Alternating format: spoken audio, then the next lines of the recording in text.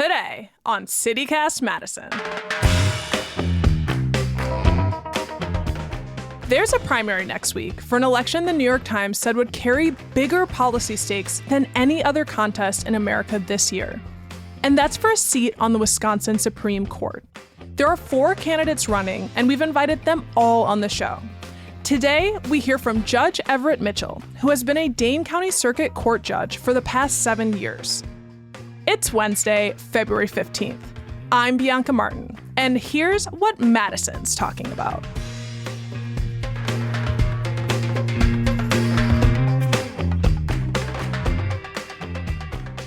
Good morning, Judge.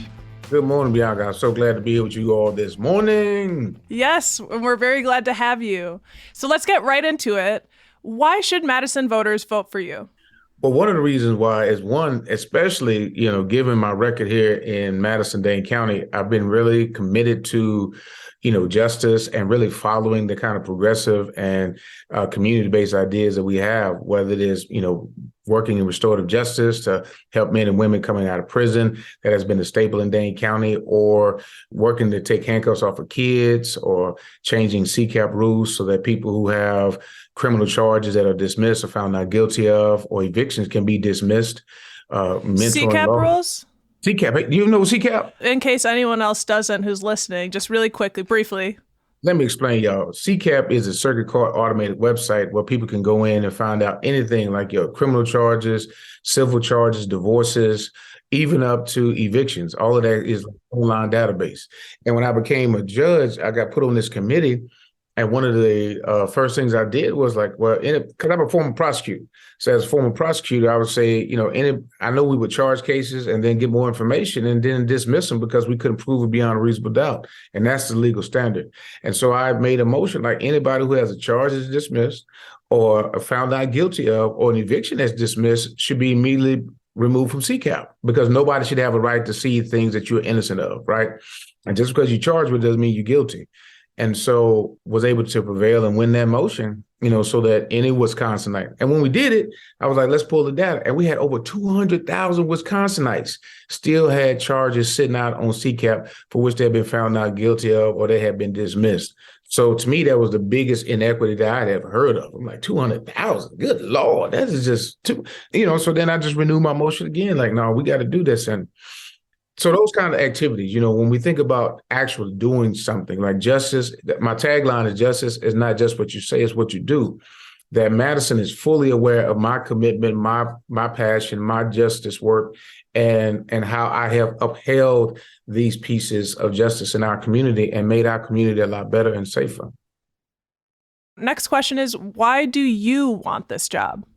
Well, one of the things that I think is important is 2 things. One, I believe that we need a diverse set of experiences on the Supreme Court, and nobody brings my lenses of experiences to the court. And I've known that as a judge, like even just as a circuit court judge, I recognize that the experiences that I bring from homelessness to trauma and abuse and, function literacy, single mother, working through those narratives, right, have given me a lens that I can use to better understand how laws impact everyday people's lives. And I think that's a lens we don't have.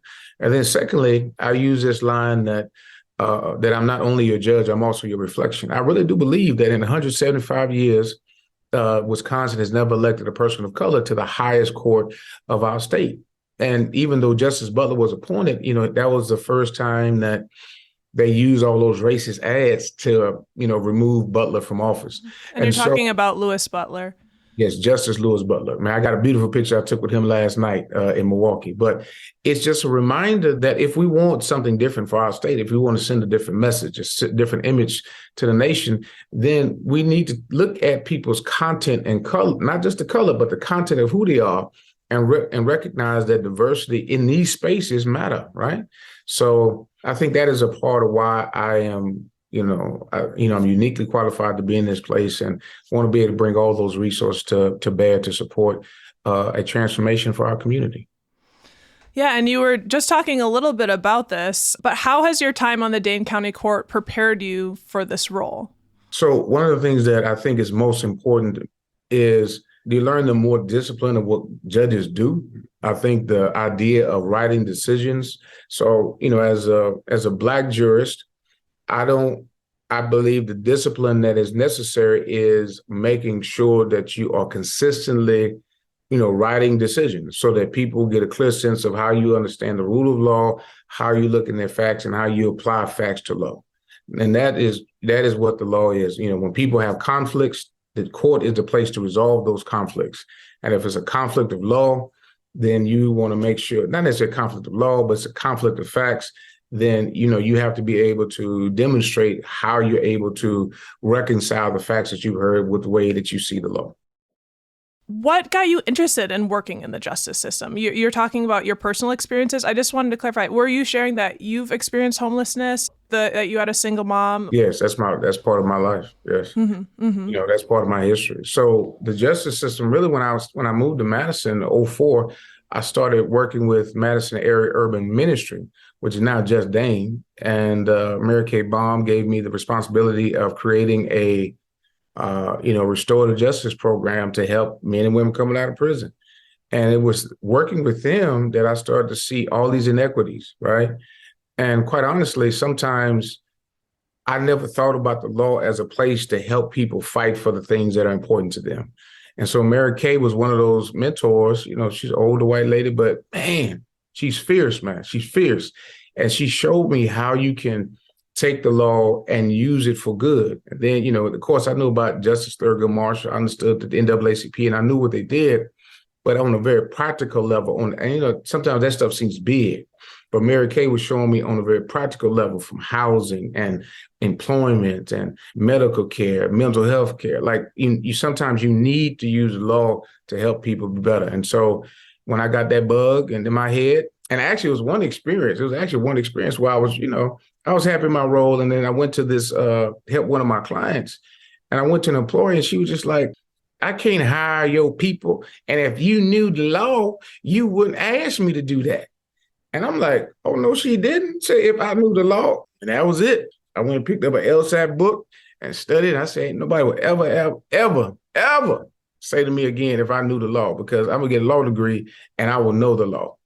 I was going to ask you if there was a justice on the U.S. Supreme Court that aligns with your judicial approach. I heard you mention Thurgood Marshall. Well, you know what I'm saying? The good thing about decisions in history is that you can always recapture those. You can recapture those voices at any time. I actually had, when I became a judge, I didn't have any, Black art. There's no Black art in the courthouse. So I went and purchased and had an artist create an image for Justice Marshall so I could hang it in my court. And I need to hurry up and unveil the one that I had made of Justice Ketanji Jackson, because I'm going to have that put in my court as well. Because I believe art, but they used to always say, well, art imitates life or life imitates art, something like that. Nailed it. Yeah. And so we need art so that young people can come in and see. It was funny one day, I don't know if I should even tell this story, but one day I was in court and somebody was like, so Judge, how do you feel about the Dobbs decision with you having the picture of Clarence Thomas up in your courtroom? I said, first of all, people, that is not Clarence Thomas. Oh my God. It's Thurgood Marshall, right? I was like, are y'all serious? Are y'all serious right now? So they were like, oh my God, I can't believe this. Oh no, I didn't mean that. Is that what y'all really think of me this whole time? Y'all been sitting in this courtroom and y'all think I got a picture of Justice Clarence Thomas in my courtroom? Really? This whole time? I said, no, that is crazy. I said, that's either y'all just don't get me or whatever it is. I said, no, that is Justice Thurgood Marshall. Go up there and look a little bit closer, take a picture and Google his picture and then find something. This is y'all ridiculous. And they do not resemble each other at all. Not even close. Not even close. Well, it's interesting. This is an officially nonpartisan race, but also the ideological balance of the court will be decided by this election. How do you appeal to voters when justices are supposed to remain impartial? See, this is the frustrating part about this process. Now, when the media talks about this race, they talk about it in ideological terms, liberal versus conservative. And in many ways, we have to, as we go through this, we have to recapture some of that language because that's the language that the media is casting this as. But, liberal and conservative are just synonyms for Democrat and Republicans. And the reality is, the moment that you say you're liberal, it cuts off your capacity to have a conversation with those who may, vote Republican. And the moment that you say you're conservative, it almost cuts you off from being able to have a communication with those who vote liberal. But the reality is, as a judge, it should be nonpartisan. Like I've never ever asked somebody when they came in to submit a motion before me, I was like, are you a Republican? Are you a Democrat? Are you independent? You Green Party? Or you don't even vote, huh? No, nobody asked that question. You put people as they come and you just take facts and you listen to facts. And, and quite frankly, in my own personal relationships, I got a whole bunch of Republican friends. So, and I got a whole bunch of liberal friends. So, and sometimes we hanging out together and we talk about all kinds of stuff and people move in and out these perspectives, but to lock people into an ideological construct limits the capacity for those crossover conversations. And as a Black man running throughout the state, talking to people, and I just get so angry with the notion that Wisconsinites are racist because they're not. Because in my opinion, you got liberals who are racist. So if you got liberals who are racist, you got conservatives who are racist, I say to me, I'm looking for the people in the middle who can just have a good conversation and don't have to use dog whistle politics or racism on the liberal side, or maybe just crazy images on the right. So for me, it's just about trying to create that balance and looking for those people who just want to have a genuine conversation about what they would like to see and how best to accomplish those goals. And we're talking about the media asking the question, more than just the media. This has come up while you've been on the campaign trail. Can a Black man even win a statewide election in Wisconsin? What do you make of that? What's sad is that question is always run among liberal folks. When I brought that up to some Republican people, because I told you I talk to people all the time. When I talk to Republican people, they looked at me and said, "That is a shame. Of course you can win statewide. You've been to college, you got 2 master's degrees from Princeton, you have a law degree, you've done all these wonderful things for children, you brought communities together, you stood on values that make our community and state better. Of course you can win." I'm sitting there, you should have seen my mouth just drop hearing Republican people say to me with passion in their eyes, that is one of the stupidest questions I've ever heard. Of course you can win, right? So I'm sitting there like, wow. It's like, where is this coming from? Where is this coming from? Who's creating this narrative that a Black man can't win?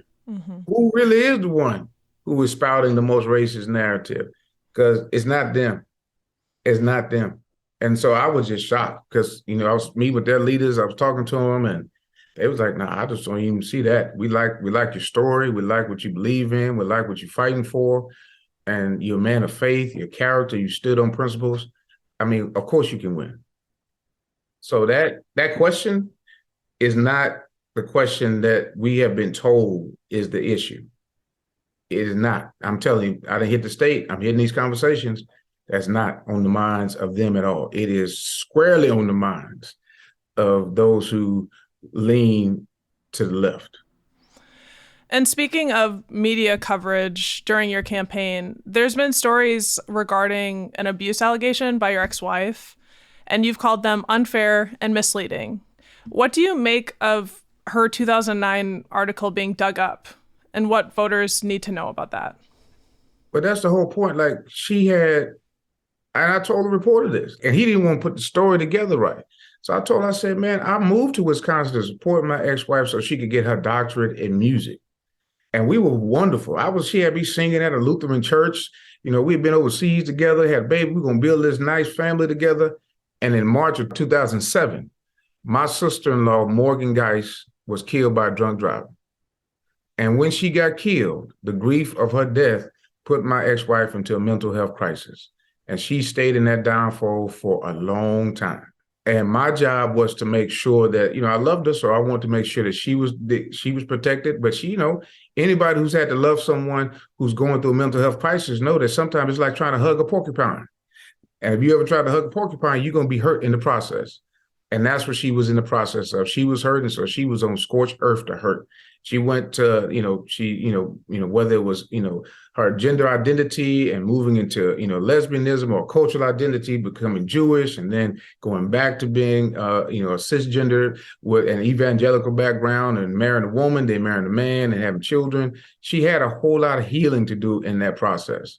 And so my job was to take care of my daughter while she was doing it, but to put her mental, and he knew it, like he knew that it was that mental health. He knew that she had withdrawn that 2009 Our Lives article out of the public domain so that nobody can find it, because she no longer stood in that same perspective, because now she was getting herself together. We put out a joint statement, but he still didn't care, because he wanted to, rather than focusing on maybe this was a moment where a Black father went to courts, did the whole process, ended up raising a beautiful Black child, and she's 17 and in college. You do the math. No, what sells, what demeans is this notion of that he must have done something. And it's part of that same continuum of, can a Black man win? But what I've learned, Bianca, that's not how we treat people in Madison. But there's a whole nother machine in Milwaukee that they do this to Black electeds or people who are seeking to get Black electeds elected. And they, just like they told them, they told me, like, you can, if you get out, this story may not come out. I'm like, really? That's how you're going to play it? You know what? I'm going to stay in and I'm going to give our people a choice. That meant my money dried up.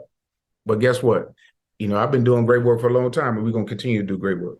Thank you for explaining that. I do want to ask you about the court. So we talked about media coverage and some of the things that are coming up along the campaign trail. But what would you say is the most significant decision that is to come before the court? I firmly believe we're still going to have that reproductive choice. Because there's really nothing here in Wisconsin right now. That 1849 statute, which is as vague and cryptic as one could get, needs to be defined, needs to be written, needs something in place. So right now we're in a place where the 1849 lawsuit is going to be coming through. I think there's going to be some litigation related to fair maps and probably some voting. I think our northern neighbors, they felt that idea of gerrymandering way more this last election cycle, because you had people who had been running and they realized, yeah, I can vote, but now I've lost my voice. So they really joined the chorus of all of us in the minority community who've been saying for generations, they can take your vote and your voice and limit you in this whole democratic process. So I think those are the core issues that are going to be coming up. I suspect, though, Bianca, that there are a multiplicity of concerns that people will have. I think ICWA, I don't know, your listeners know about Indian Child Welfare Act. That's up before the Supreme Court, so that's going to impact our indigenous communities. Affirmative action is right now in the same cycle of decision-making right now. And so that will impact colleges and universities and, small colleges and all of those ways in which diversity is being used in college education to help expand the pool of students. And then last, I think we're going to have to address this state legislature theory that is being proposed right now, which basically would isolate the legislature's ability to make decisions related to voting that can no longer be checked by a state Supreme Court, that the legislature has the exclusive responsibility of setting voting parameters and guidelines, and the state Supreme Courts can't check them. Who do you want to run against in April? The question is, who really wants to run against me?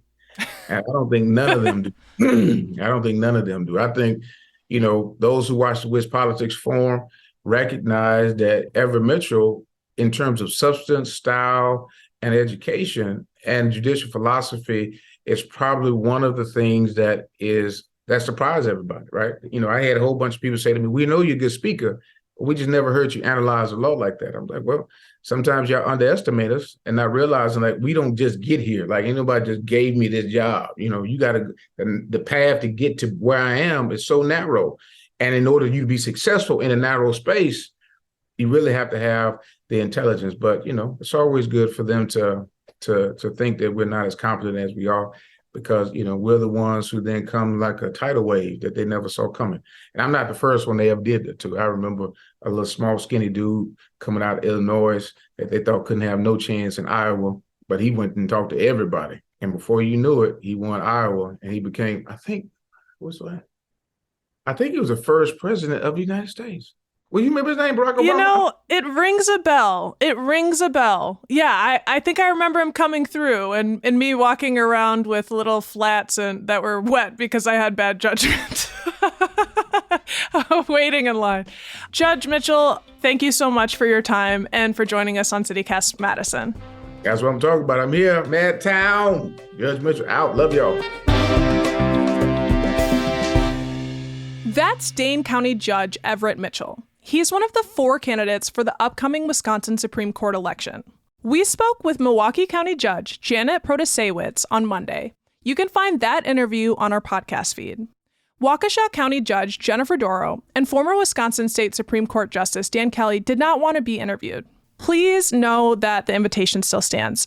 That primary election is next Tuesday, February 21st. The top 2 candidates will advance to the general election on April 4th.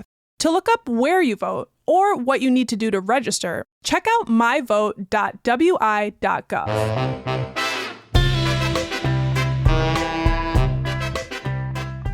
And here's what else Madison's talking about. Fighter jets. Did you hear about the latest mysterious floating thing that the military shot down? The one this weekend up by the UP? Turns out the F-16 jet that took it out came from Truex in Madison. And speaking of jets, the new F-35s are coming.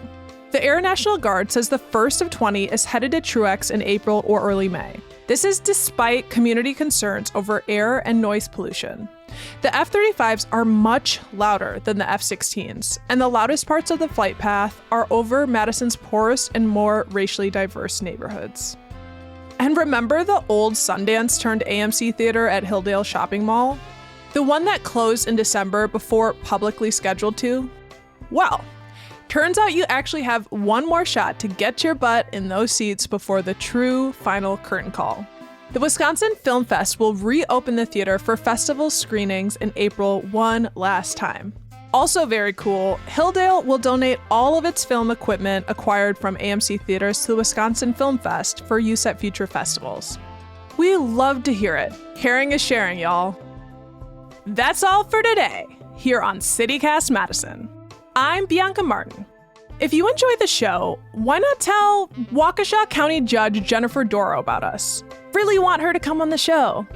We'll be back tomorrow morning with more stories from around the city. Until next time, peace and love, y'all.